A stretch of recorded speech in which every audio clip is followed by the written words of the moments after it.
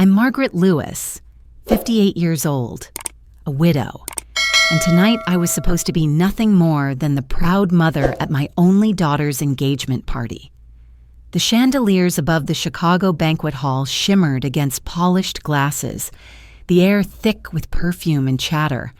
I lifted my glass to toast Anna and the young man she had chosen, Daniel Pierce. My voice was steady, though my hands trembled with a mixture of nerves and pride. Before I could finish, Daniel's smile curled in a way that cut through me like ice. He raised his glass higher and said, "Some families come with blessings. Others, well, they come with burdens." The laughter that followed wasn't loud, but it was sharp enough to slice through my dignity. My daughter's cheeks flushed crimson. She tried to hush the room with an awkward chuckle, whispering, "He's only joking." But jokes don't leave scars so quickly. I felt the sting travel straight to the sapphire pendant resting against my collarbone, the one my late husband Robert gave me on our final anniversary. For a moment, I pressed my palm against it, reminding myself to breathe, reminding myself of the promise I made to him to protect our daughter's future. I wanted to speak, to defend myself. Yet something inside told me silence might speak louder than any words right now. The room shifted in that instant. The doors opened and in walked Harold Stein, the CEO of the very firm where Daniel was clawing his way up. People straightened in their chairs, voices dropping to whispers. Harold did not look at Daniel, not even once. He came directly toward me, his steps deliberate, his expression full of gravity. And then, in front of every guest, in front of my daughter, Harold bowed his head slightly and said, "Mrs. Lewis, our company is in your debt. Without your investment, we wouldn't be standing here today." The hush that followed was heavier than any laughter could have been. I felt the eyes of the entire room pivot from Daniel's smug grin to my quiet astonishment. The man who had mocked me as a burden only minutes earlier now stood pale beside my daughter, his glass frozen in midair. In that silence, I realized the night had just shifted from humiliation to revelation, and the story was no longer his to tell. It was mine. The applause that followed Harold's words was polite, hesitant, as if no one knew quite how to respond. I sat frozen for a beat, the sapphire pendant warm beneath my fingertips. My daughter, Anna, shifted uneasily beside Daniel. Her eyes darted between me and him, confusion breaking through the haze of her affection.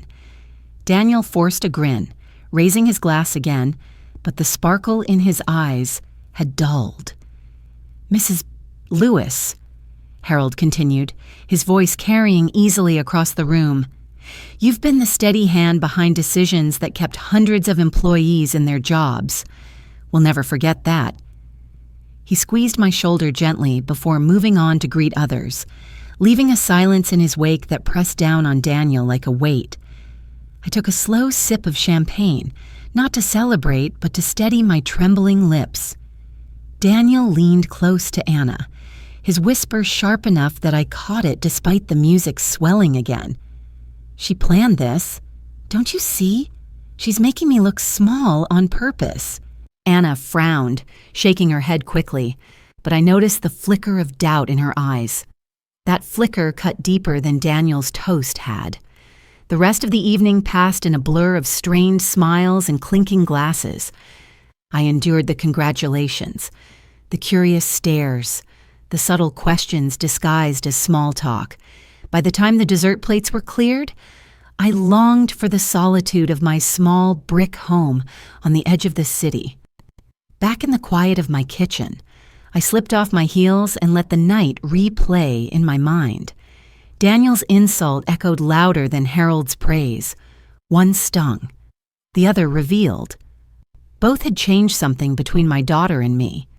When Anna arrived later, still in her pale blue dress, her eyes glistened with unshed tears. She sat at the kitchen table across from me and whispered, "Mom, he didn't mean it. He was nervous. That's all." I wanted to believe her, for her sake, but I had lived long enough to know that nerves don't birth cruelty. Character does. I said nothing, only poured her a glass of water and slid it across the table. She drank in silence, her gaze fixed on the pendant at my neck. That night, as I lay in bed, I realized Daniel's words had planted more than humiliation. They had sown a rift that would soon demand a reckoning. The following morning, sunlight crept through the blinds and painted stripes across my kitchen table. I sat there with a cup of black coffee, the sapphire pendant glinting faintly in the quiet. I traced its smooth surface with my thumb, remembering the day Robert had clasped it around my neck. It had been our 15th wedding anniversary, the last one we celebrated before illness claimed him. "It's the color of resolve," he had whispered, fastening the chain. "When life tests you, look at this stone and remember who you are." I had promised him I would. After he passed, the house felt too large, too quiet. I buried myself in work, first as an analyst at a mid-sized investment firm, then later as an independent consultant. Numbers gave me order when grief threatened chaos. I learned discipline the hard way, through lonely nights with balance sheets and cautious investments. It wasn't glamour, it was survival. I made a vow then, not to let Anna grow up defined by wealth or by pity. She deserved to be free, to choose her own life without whispers of privilege or burden. So I lived simply, a modest house, an old sedan, coupons tucked into my wallet. Neighbors saw me as a frugal widow. Few suspected I had built a portfolio steady enough to weather storms. That was how I preferred it. When Anna was little, she once asked why I never bought fancy clothes like the other mothers at school. I told her, because true worth isn't measured by what you show off, but by what you protect. At the time, she just rolled her eyes, eager to wear glitter sneakers. Now, grown and dazzled by Daniel's sleek car and expensive suits, I wondered if that lesson had slipped through her fingers. I pressed the pendant again and let its weight remind me of Robert's steady hand. The truth was, I could have matched Daniel's extravagance 10 times over, but I chose restraint. To him, my quiet strength looked like weakness. To me, it was the only way I knew how to keep Anna safe from people who valued image over substance. The memory of his mocking words still burned, but beneath the burn was a steady flame of resolve. Daniel had shown his character. The question was whether Anna would see it before it was too late. Anna came by that evening, her hair pulled back, her engagement ring catching the light as she nervously twisted it around her finger. She looked so much like her father when she was troubled, quiet forehead lines, the same way her lips pressed thin before speaking. "Mom," she began, "you embarrassed Daniel last night." The words hit harder than I expected. "I embarrassed him?" I asked softly. She sighed, her shoulders slumping. "You didn't have to just sit there and let Mr. Stein make a spectacle out of everything." Daniel felt cornered. That's why he said what he said. It wasn't serious. He was joking. I looked at her across the table, remembering how she used to crawl into my lap after a bad dream, clutching that same sapphire pendant. Anna, a joke that cuts isn't a joke. It's a choice.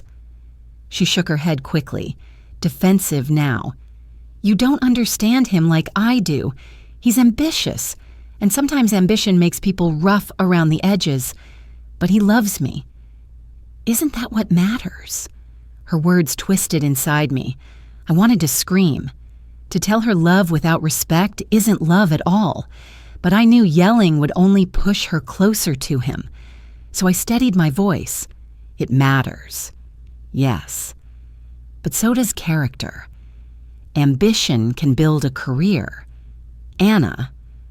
But it can also destroy a marriage. Her eyes brimmed with tears. "You always find fault in the people I care about. Dad's gone, and now it feels like you just want to protect me from everything, even from love." The room fell silent except for the tick of the kitchen clock. I reached across the table, but she pulled her hand back. My heart cracked, just slightly, in that moment. "Sweetheart," I whispered, "I'm not trying to take love away from you. I'm trying to make sure you see it for what it truly is." She wiped her eyes and stood, her chair scraping against the tile. "Daniel's not perfect, but neither are you, Mom." She left before I could answer, the front door closing harder than she intended. Alone again. I touched the sapphire pendant. Its cool surface steadied me, but inside, doubt gnawed. Had I already lost her to the shine of Daniel's charm, or was there still time for her to see what I saw so clearly? 2 weeks later, a thick envelope arrived at my doorstep, the kind of envelope that carries weight long before you open it. The return address bore the name of a law firm downtown. I slid it open with trembling hands and scanned the pages inside. Allegations, manipulation of markets, concealment of assets, words typed in cold ink, each one a blade. Daniel had filed a complaint. I sat at the kitchen table with the letter spread before me, the pendant pressing against my collarbone like a reminder to stay upright. Anna's voice from our last conversation rang in my ears, her plea for me to understand him. And yet here was proof of who he really was. He wasn't just reckless with words, he was reckless with integrity. That night, I called Jonathan Myers, a former colleague from my analyst days who had since built a reputation as a steady, unshakable attorney. His voice on the line was calm, even when I told him the details. "Margaret, they want to intimidate you into silence, but intimidation falls apart when faced with records. Do you still have them?" I opened the cabinet by my desk and pulled out a series of binders, years of filings, reports, every Schedule 13G that declared my holdings, every tax return marked and sealed, every pre-clearance form initialed. I had kept them not out of paranoia, but out of discipline. Robert used to say, "Paper trails are truth when words become lies." The next morning, Jonathan sat across from me at the dining room table, flipping through the documents with a lawyer's precision. "This isn't just defense material," he said, sliding a page toward me. "This is a shield. They won't stand a chance against this." But I wasn't comforted. My hands shook as I closed the binder. It's not just me they're attacking. Jonathan. It's Anna's trust. If she believes him over me... My throat tightened. He leaned forward, his voice steady. "Then the evidence will have to speak louder than your silence." I nodded, though my heart ached. I had spent years building a wall of protection around Anna. Now that wall was being tested, not by strangers, but by the man she thought she loved. As Jonathan gathered the documents into a neat stack, I realized this wasn't just about defending my reputation. It was about proving, once and for all, what kind of man Daniel really was. The conference room smelled faintly of leather and polished wood, the kind of place where people came to posture more than to talk. Daniel sat across from me, his suit crisp, his smirk sharper than the cufflinks on his sleeves. Beside him was a young associate from the firm he had hired, flipping through a folder with an air of manufactured confidence. Jonathan sat to my right, calm and steady, his glasses perched low on his nose as he organized the thick binder of documents between us. I clasped the sapphire pendant beneath the table, letting its weight anchor me. Daniel leaned back in his chair, his voice smooth but dripping with contempt. "Mrs. Lewis, this could have been avoided if you had simply been honest about your finances. Concealing assets isn't just unethical, It's illegal. The bar will not look kindly on this. I met his gaze, forcing my voice to remain steady. Careful, Daniel. Truth doesn't bend just because you want it to. Jonathan opened the binder and slid a page across the table. Schedule 13G filing, submitted on time. It shows every percentage of ownership, fully disclosed. Here's the IRS confirmation. Every dollar accounted for. He tapped the page lightly, then flipped to another. Blind instructions given to her broker. Pre-clearance forms signed. There's no manipulation here, only discipline. The young associate cleared his throat, suddenly less confident. We'll need to review these. Harold Stein had been invited to observe, and now he spoke from the corner of the room. His voice carried a weight Daniel couldn't imitate. I can vouch personally, without Mrs. Lewis's investments, our company would have collapsed. She acted with integrity when many others turned away. Daniel's smirk faltered, just for a second, before he forced it back onto his face. He turned to Anna, who sat silently at the end of the table, her hands knotted in her lap. "You see what's happening here," he said to her. "She's trying to control us, to make me look small." Anna's eyes flickered toward me, then back to him. She said nothing, but in her silence, I saw doubt beginning to take root. I closed the binder slowly, the sound echoing louder than I expected. The truth doesn't need theatrics.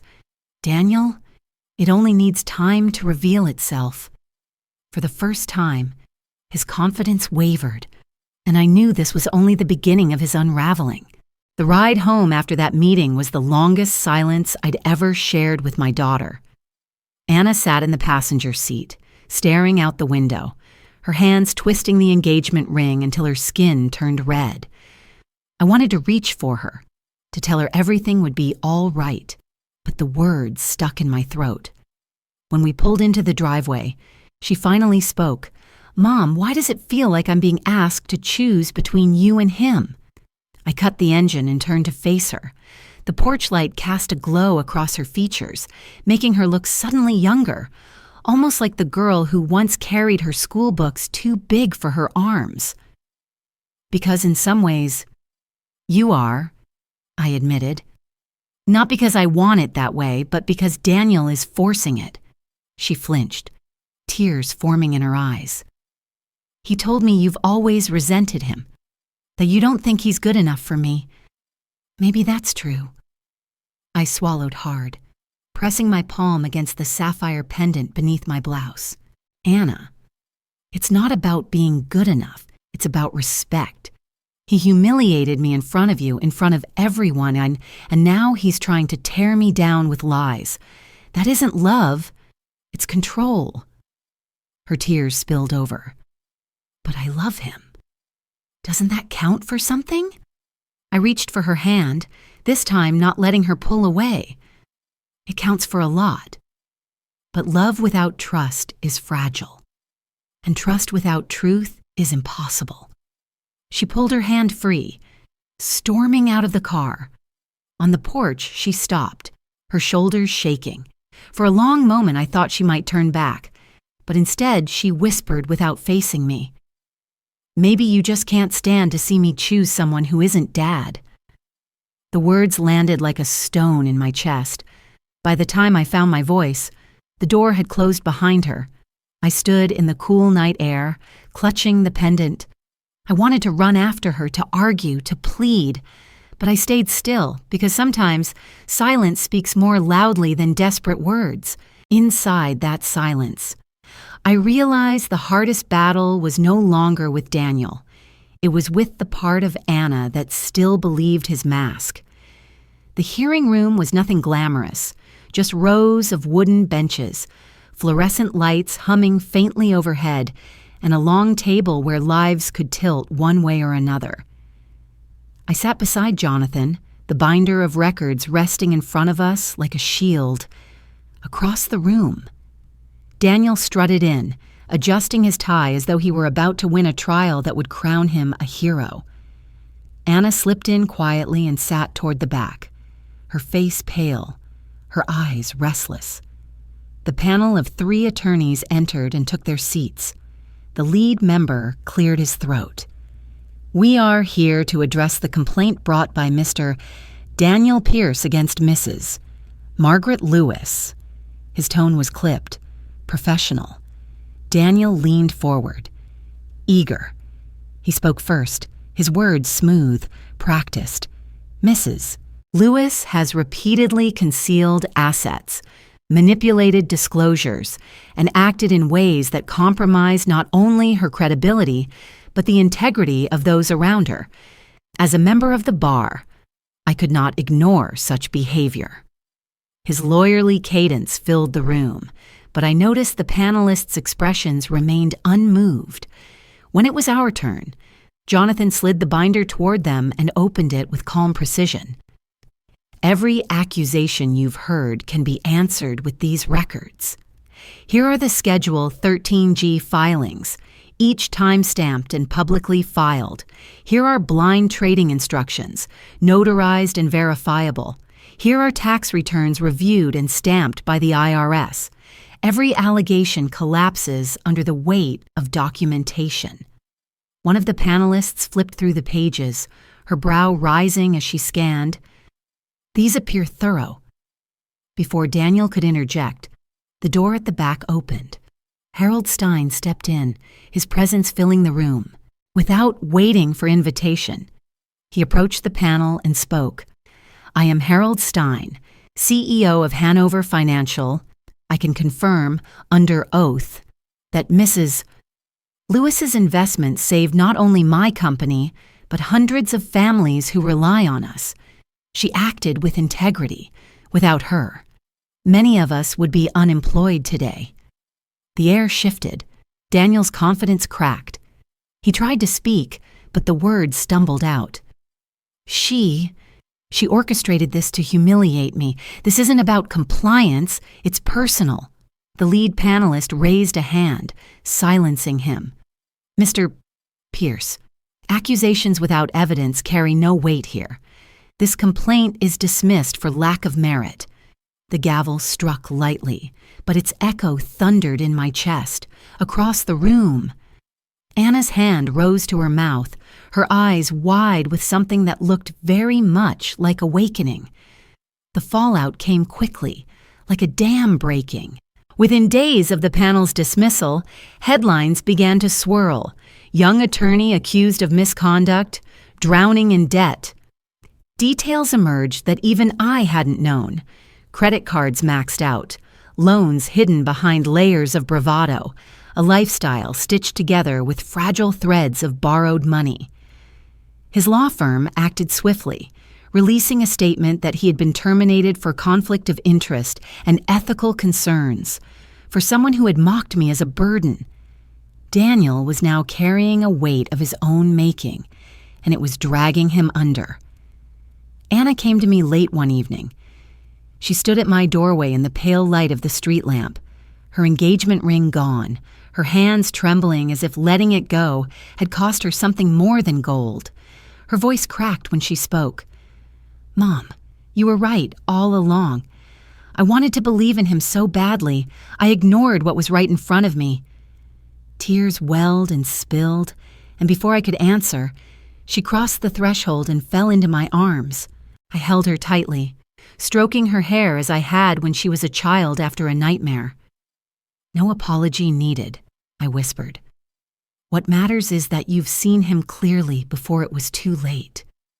She sobbed against my shoulder, and for the first time in weeks, I felt hope that the bond between us hadn't been broken beyond repair. A week later, Harold Stein invited me to join Hanover's board. His offer was genuine, but I knew it wasn't my path. Power had never been my goal. Preservation had. Instead, I used part of my investments to establish the Robert Lewis Memorial Scholarship, named for the man who had once pressed this sapphire pendant into my hand and told me to stand firm.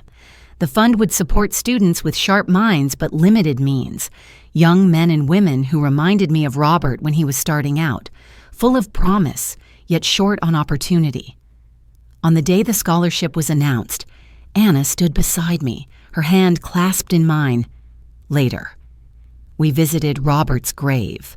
I touched the sapphire, the stone cool and steady beneath my fingers, and whispered, "Your promise is safe. Our dignity endures." Anna's grip tightened, and in that quiet moment, I knew the wounds had begun to heal. Thank you for watching.